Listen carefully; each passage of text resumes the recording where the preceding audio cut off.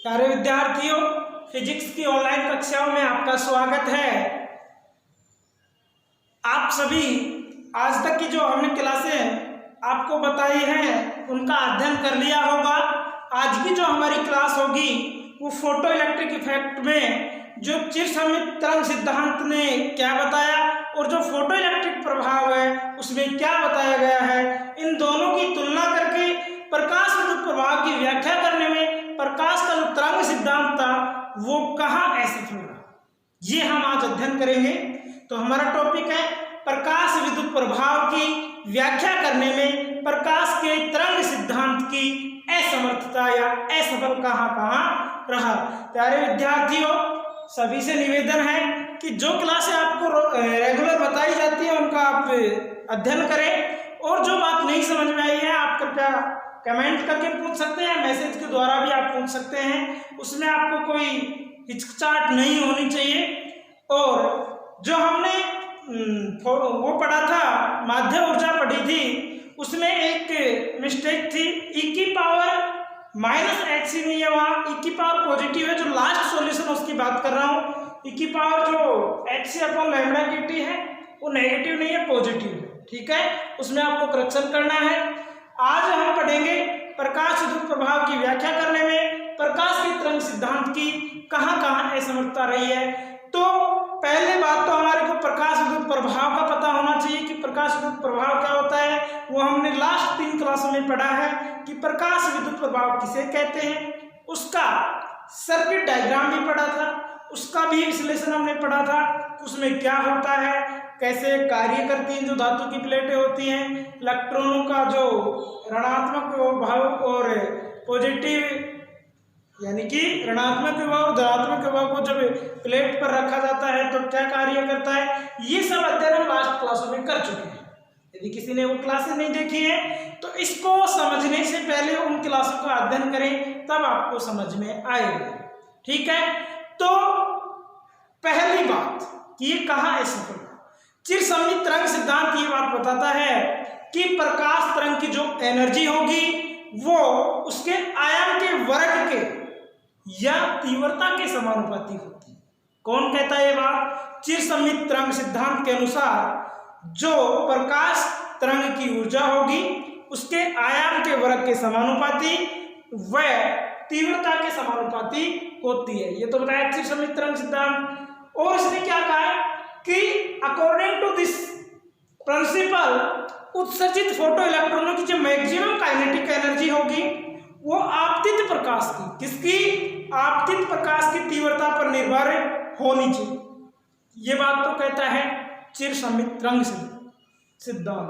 जबकि last class में हमने फोटो इलेक्ट्रिक इफेक्ट पढ़ा था, प्रकाश विद्युत प्रभाव के प्रायोगिक परिणाम बताते हैं कि उत्सर्जित जो फोटो इलेक्ट्रॉनों की मैक्सिमम काइनेटिक एनर्जी होगी वो प्रकाश की तीव्रता पर निर्भर नहीं करती है। तो पहला तो आपको पता चला कि कहाँ असफल हुआ, कि इस प्रकार हम कह सकते हैं, इस प्रकार स्पष्ट होता है कि फोटो इलेक्ट्रॉनों की मैक्सिमम काइनेटिक जो एनर्जी होगी कि आपतित प्रकाश की तीव्रता पर अनिर्भरता को समझाने में चिरसम्मित तरंग सिद्धांत असफल रहा। ठीक, क्या लिखेंगे कि इस नियम से स्पष्ट होता है कि फोटो इलेक्ट्रॉनों की अधिकतम गतिज ऊर्जा की आपतित प्रकाश की तीव्रता पर अनिर्भरता को चिरसम्मित तरंग द्वारा या चिरसम्मित तरंग सिद्धांत द्वारा नहीं समझा जा सका। क्या लिखेंगे? फर्स्ट है इसमें चिरसम्मित तरंग सिद्धांत के अनुसार चिरसम्मित तरंग सिद्धांत के अनुसार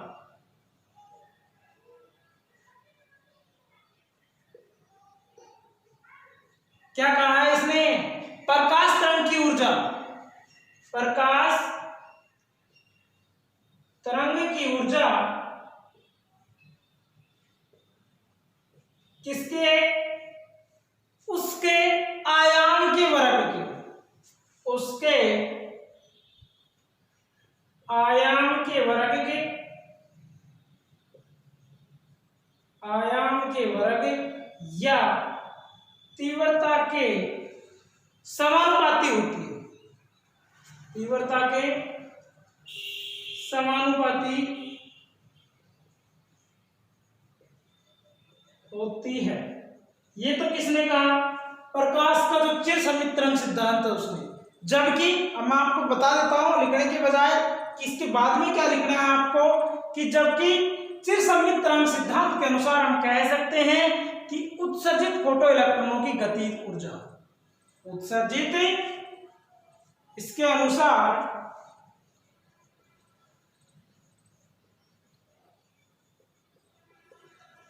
उत्सर्जित किसकी? उत्सर्जित फोटो इलेक्ट्रॉनों की गतिज ऊर्जा, उत्सर्जित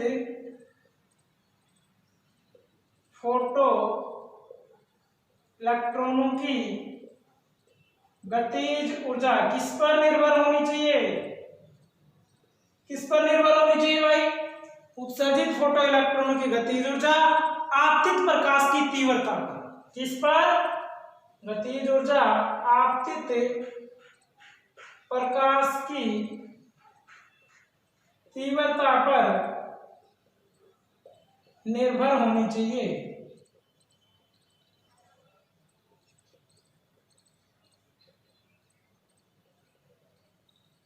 ठीक है, क्या कहा है? प्रकाश का जो चिर सम्मिश्रण सिद्धांत है वो बताता है कि प्रकाश तरंग की ऊर्जा उसके आयाम के वर्ग के या तीव्रता के समानुपाती होता है।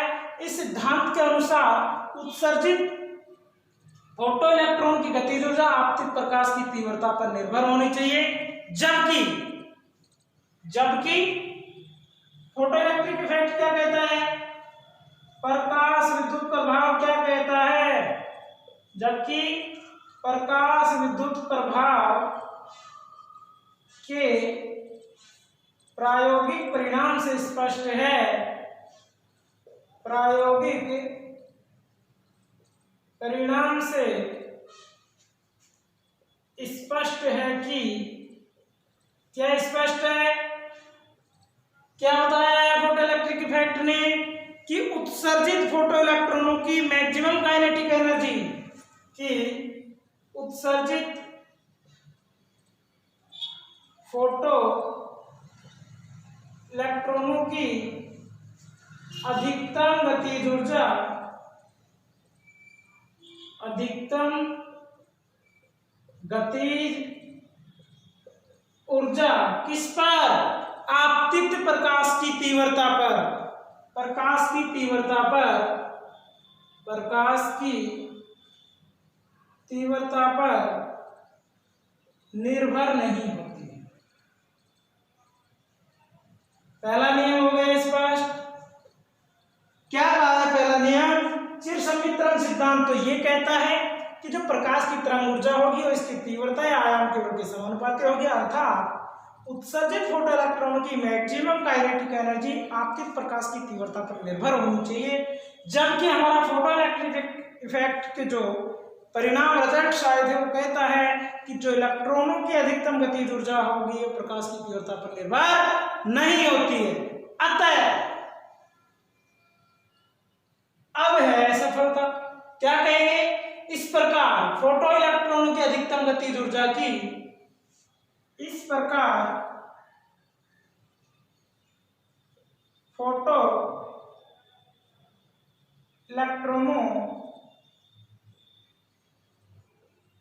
की अधिकतम गतिज ऊर्जा की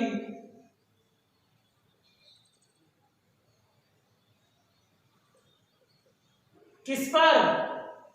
अधिकतम फोटो इलेक्ट्रॉनों की, कौन से इलेक्ट्रॉन है? फोटो उत्सर्जित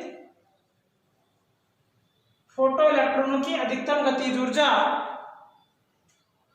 की आपतित प्रकाश की तीव्रता पर, की आपतित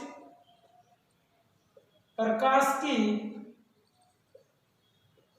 तीव्रता पर क्या निर्भरता? तीव्रता पर अनिर्भरता, अनिर्भरता को चिर सम्मित तरंग सिद्धांत नहीं समझा सकता।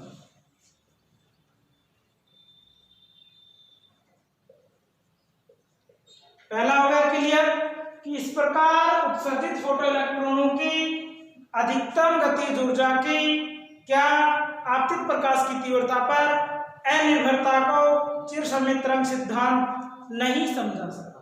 ये तो होगी पहली बात। दूसरी बात, हमने फोटो इलेक्ट्रिक इफेक्ट में भी देहली आवर्ती पढ़ा था।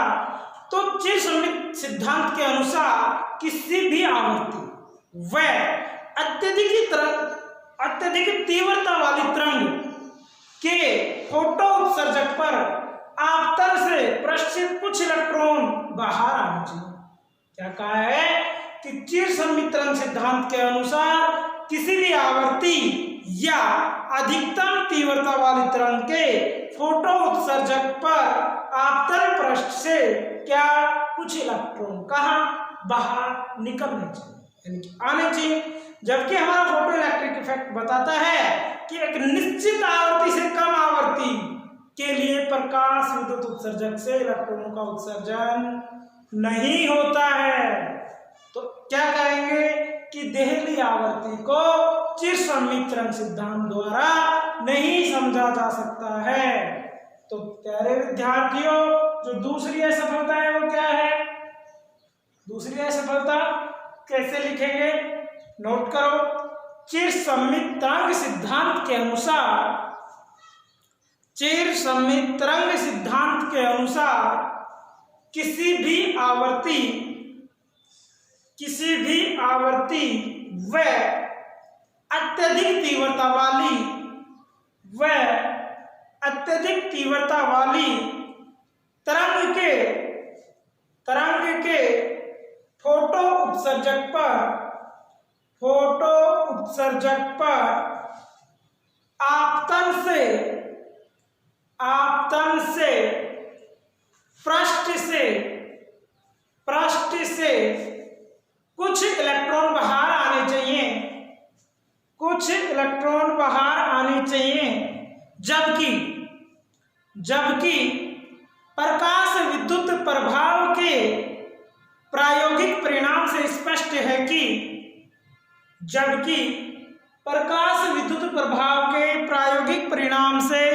है कि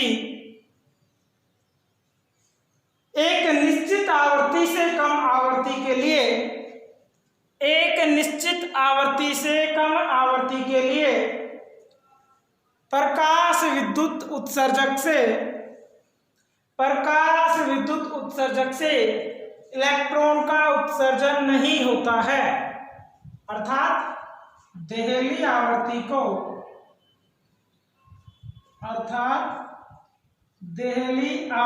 को किसके द्वारा नहीं समझा जा सका? चिरसम्मित तरंग सिद्धांत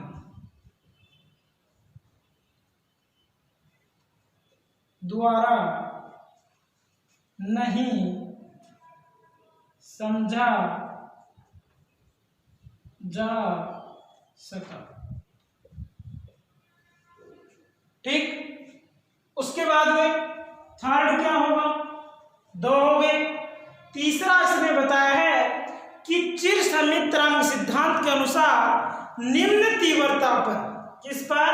मिनिमम इंटेंसिटी पर प्रकाश तरंग से इलेक्ट्रॉनों को पर्याप्त ऊर्जा ग्रहण करने में कुछ समय लगना चाहिए। चिरसम्मित सिद्धांत तो क्या कहता है कि इसके अनुसार निम्न तीव्रता पर प्रकाश तरंग से इलेक्ट्रॉनों को पर्याप्त ऊर्जा ग्रहण करने में कुछ समय लगना चाहिए, जबकि फोटो इलेक्ट्रिक इफेक्ट से स्पष्ट होता है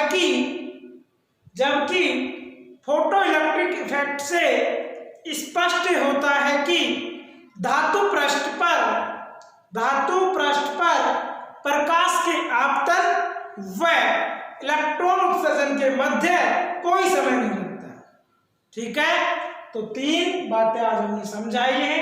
तीसरी बात को फिर से नोट करो चिरसम्मित तरंग सिद्धांत के अनुसार निम्न तीव्रता पर प्रकाश तरंग से इलेक्ट्रॉनों को पर्याप्त ऊर्जा ग्रहण करने में कुछ समय लगना चाहिए, ये कहता है चिरसम्मित तरंग सिद्धांत। लेकिन प्रकाश विद्युत प्रभाव के प्रायोगिक परिणामों से स्पष्ट होता है कि धातु पृष्ठ पर, किस पर, धातु पृष्ठ पर क्या प्रकाश के आपतन व इलेक्ट्रॉन उत्सर्जन के मध्य कोई समय नहीं लगता है। तो ये आपके थे जो तरंग सिद्धांत को प्रकाश विद्युत प्रभाव कहाँ तक नहीं समझा सका, उसकी असफलताएं क्या क्या रही। तो डियर स्टूडेंट्स, ये 3 असफलताएं रही हैं इस प्रभाव को चिरसम्मित तरंग सिद्धांत द्वारा नहीं समझाने की। आज के लिए इतना ही। नेक्स्ट क्लास में हम पढ़ेंगे धातु में कार्यफलन। तो अभी तक का आप अपना काम कंप्लीट रखो, नोट्स भी मेंटेन करो, यानी कि नोट्सों में भी राइट करो, सिस्टम से लिखो, इसको समझो। कोई बात नहीं समझ में आए तो आप पूछ सकते हो। धन्यवाद।